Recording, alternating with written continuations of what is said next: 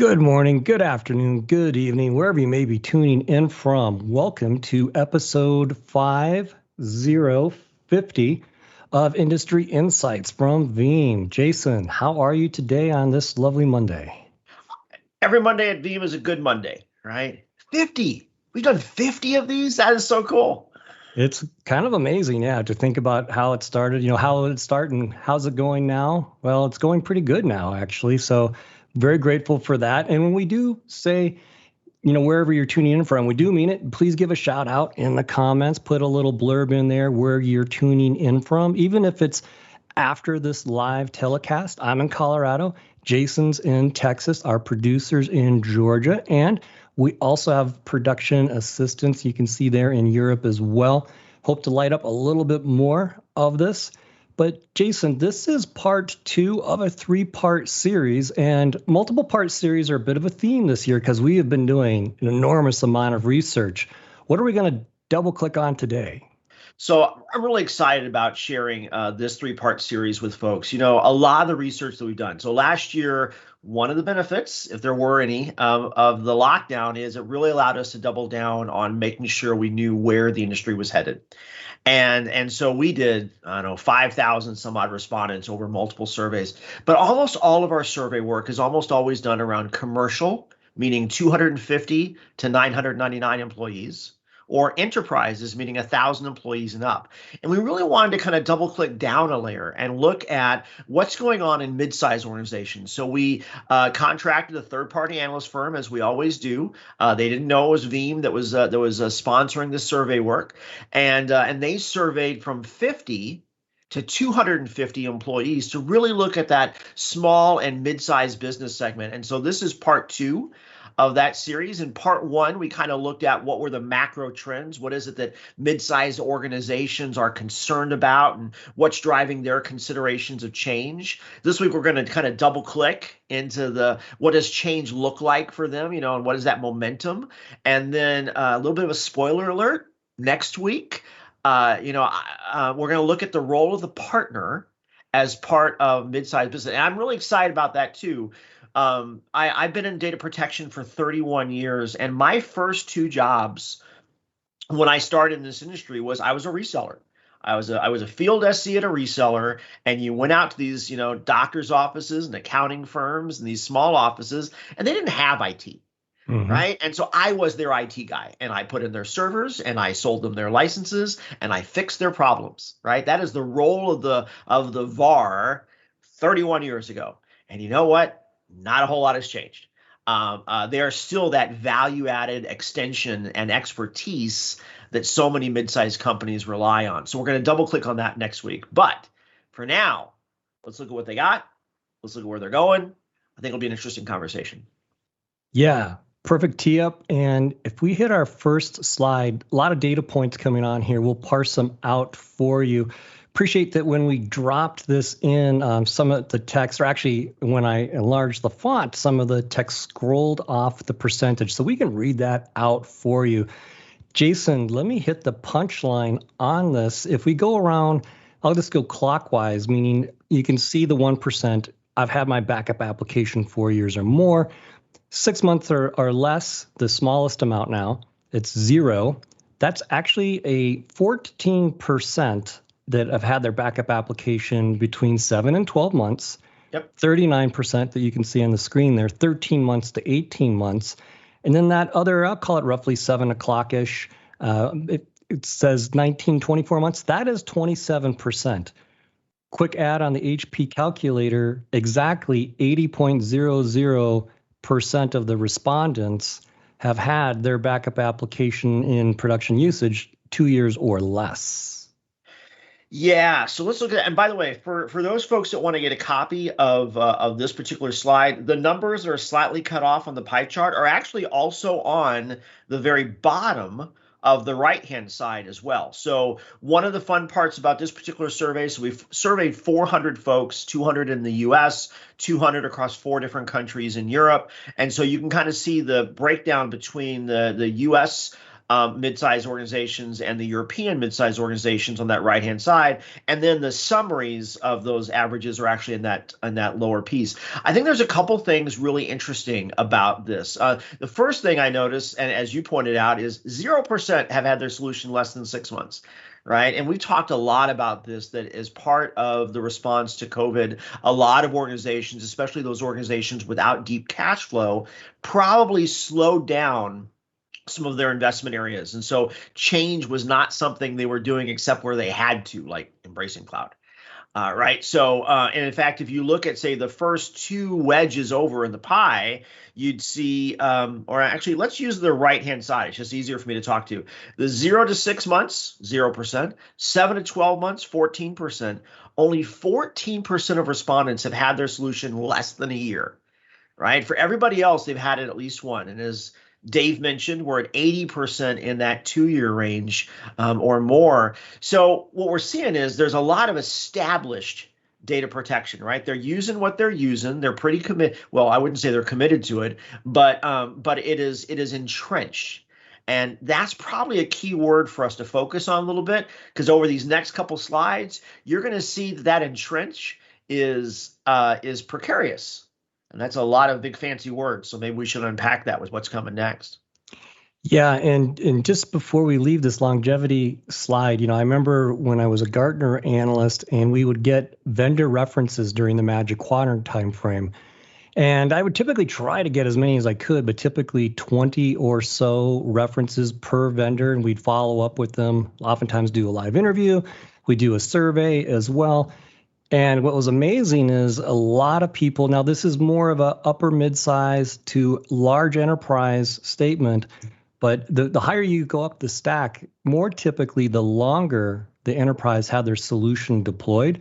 So for us to see 4 years or more in the SMB space, 1% or even just under 1%, we're rounding up to 1% in the Europe 200-person sample.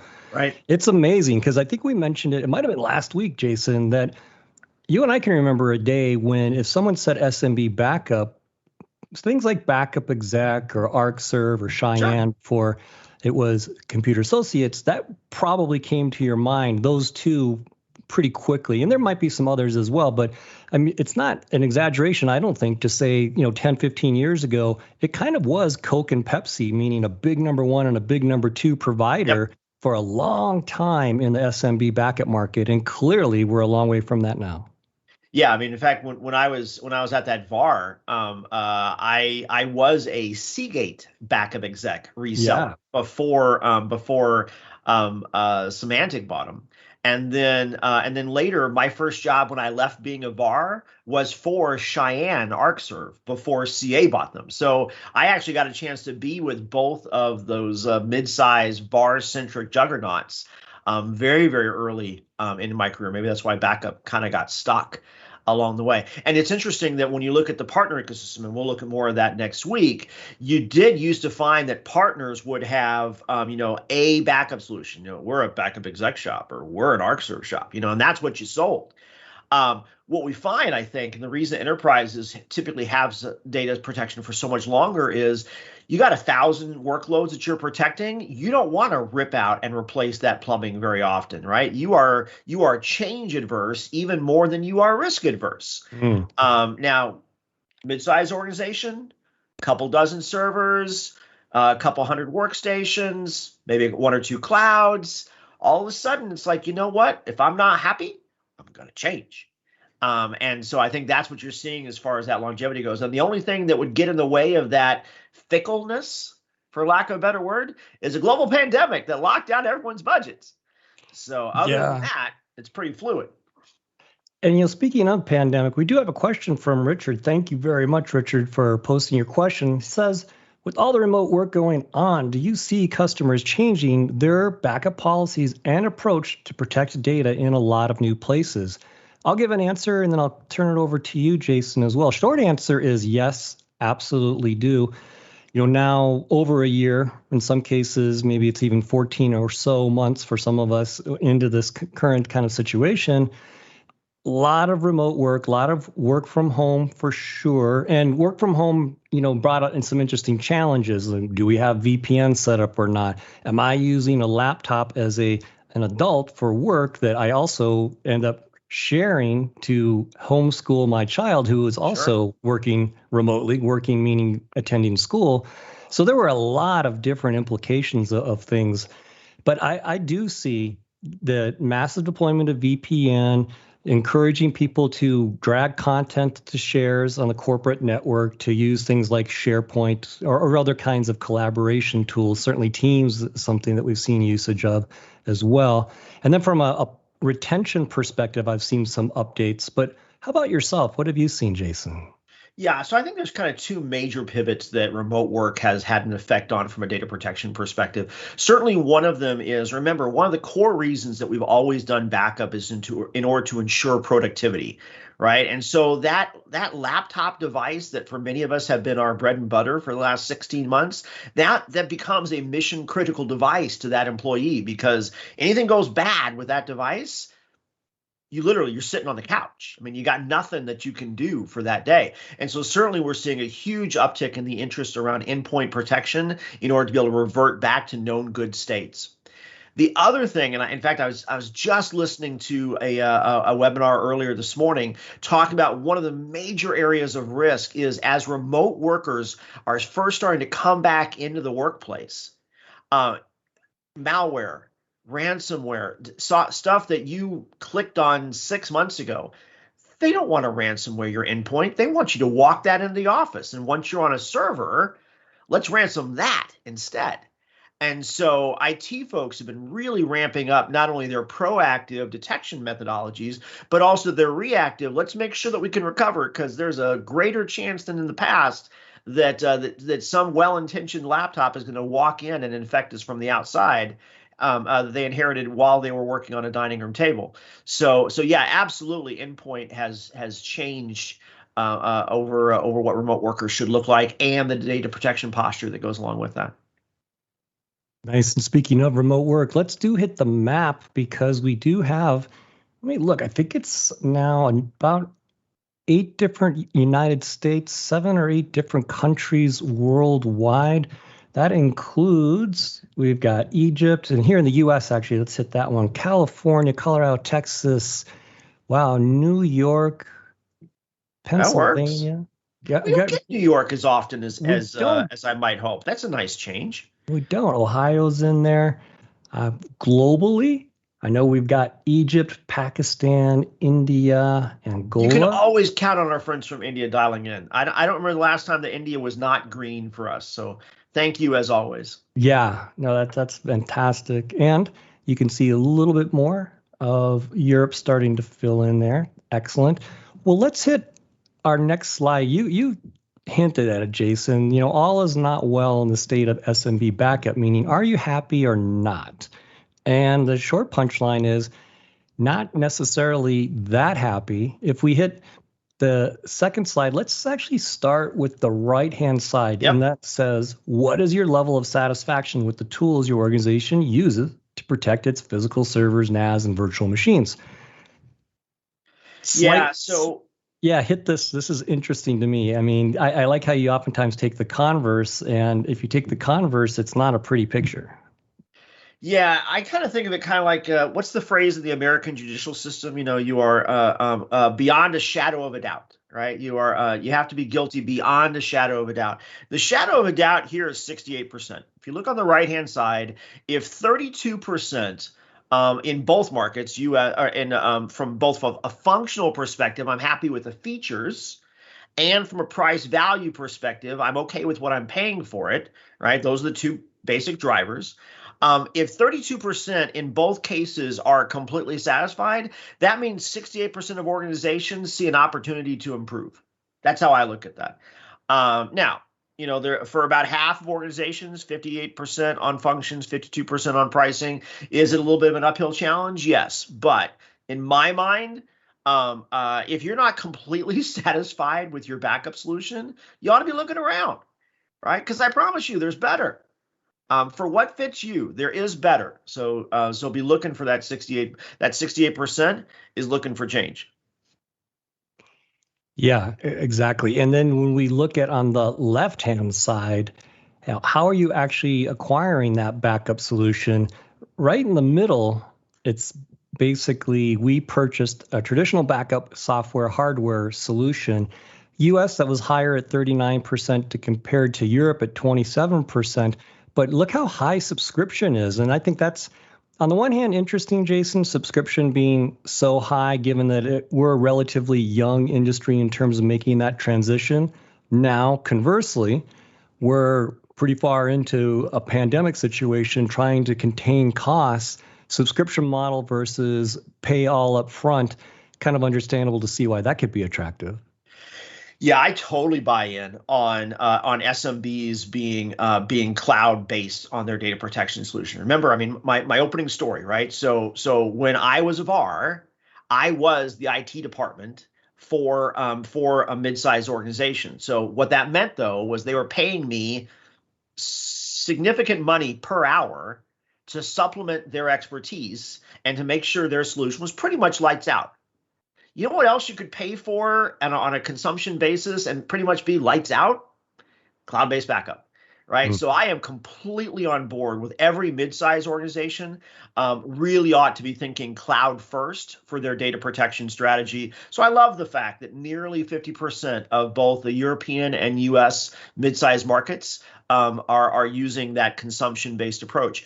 There's a couple other nuances on this data though that I think is super cool, and a little bit scary. A little bit scary. All right. So just under half of organizations leveraging a cloud-based solution. I like that a lot. If we're working down that left-hand side, the community edition, right? So mid-sized organizations don't typically need all the features, all the breadth, all the scale of a true enterprise solution, but they would like the trustworthiness, the reliability, right? The fact that it just works. It ought to be enterprise grade, should not necessarily be enterprise complex. Uh, Right. And I love that. That's what you're seeing in that second nugget is roughly, split the difference, 34% of organizations are using a community edition of what is a traditional backup product. Hey, Dave, do you know who makes a community edition of an enterprise class backup product that I think a lot of organizations are using? Yeah, I do see. In fact, it's listed a couple times the name of that vendor on this current screen, the way it's framed out. And would, in all seriousness, encourage everyone head to the Veeam website. We have a whole section. I believe it's called Free Tools or Free Solutions. Just Yep. search free. That's pretty, straight ahead. But the interesting thing, I know we've mentioned a few times, Jason, but the power, meaning the capability and also the number of machines or instances that no charge or free Veeam Community Edition can cover is actually pretty amazing. So if you are looking for a solution, or if you have a smaller environment and you just want to get started with something, really encourage you to go check that out. We actually even try to support that, meaning from a technical support perspective on a best can do basis. And you're free to post questions, comments on the forums. We actually use that as a way to better understand how can we update and refine our products. Yeah, But and I just and the reason I just beat on this every time that we talk about community edition is let's go back that slide. Let's look in the lower left-hand corner. Typically in an industry insight session, Dave, I think you and I try as often as possible to really take a high altitude viewpoint. But I'm going to kind of break that rule for a second and tell folks looking on the bottom of the screen, 18%. So one out of six organizations in Europe, 24%, one out of four organizations in the US using the free backup product that came with their hardware and storage software. Can I just say, don't do that? I mean, when you buy backup software, when you buy a storage platform that comes with backup software, the goal is to drive consumption of the storage, right? It's not about ensuring you have a feature-rich, reliable backup solution. And there's probably exceptions to that rule. But again, what you bought was a disk solution, a storage solution, and this gives you another opportunity to fill up the disk and go buy another one. As long as you don't want to pay for your backup solution and you're basically looking for just that minimal feature set or minimal complexity, then go download the free community edition of Veeam, right? In fact, you can use that storage or that server that came with that free product, just put the backup product to the side. You can use all your existing investment, but if you want to be able to restore, don't do that. Don't be that guy. So anyway, that's I probably beat that one to a dead horse too, but Well, probably not, because if you look at the percentage of 400 people and the way they're responding, there are real challenges out there. And that's consistent, by the way, not just with SMB research or this specific survey or the United States or Europe. Everywhere we see, from large enterprise, APJ, across the map, a lot of organizations are not happy, and for a variety of reasons, with the current backup solution. That really leads into, I guess I would almost call this next slide, Jason, the money slide. How likely are the mid-sized enterprise, the small and mid-sized business, likely to change their backup solution? And the short answer is they're pretty likely. Yeah. So again, you're actually looking at the same question on both sides of the screen. On the left-hand side, you're looking at it cut by country. And so what you can see is actually Americans are much more likely than Europeans on that. We will definitely, right? Nearly a 3x bump on that. Everything else is kind of a curve that comes off of that. But in aggregate, using the numbers on the very bottom of your screen, 21 plus 42, 63%. Mm-hmm. So write this down, put it on a Post-it note. 3 out of 5, 63%, 3 out of 5 organizations will either definitely or very likely change their backup solution over the next year. Now, that alone ought to get people focused, right? But what I think is even more interesting is look on the right-hand side. So same question, but we cut it based on what they said they were currently doing. So if you're only using on-prem tools at the top, if you're using on-prem and clouds, you're complementing probably in a hybrid architecture. That's in the middle. And then if you're only using cloud-based backup, you're on the bottom. Dave, take a look at the on-prem. Take a look at that top bar. 27%, 1 in 4 solutions are using all on-prem only solutions today. 27% definitely will change. 50% very likely to change. 20% somewhat likely. Add those up. What do we got? 70, 97%. I mean, it's stupid scary. If you're a backup software company and you only sell on-premise products, that would keep me up at night. I'm glad not to be them. But yeah, so if you're using on-prem solutions, which by the way, all those free stuff that comes out of the storage box, that's all on-prem.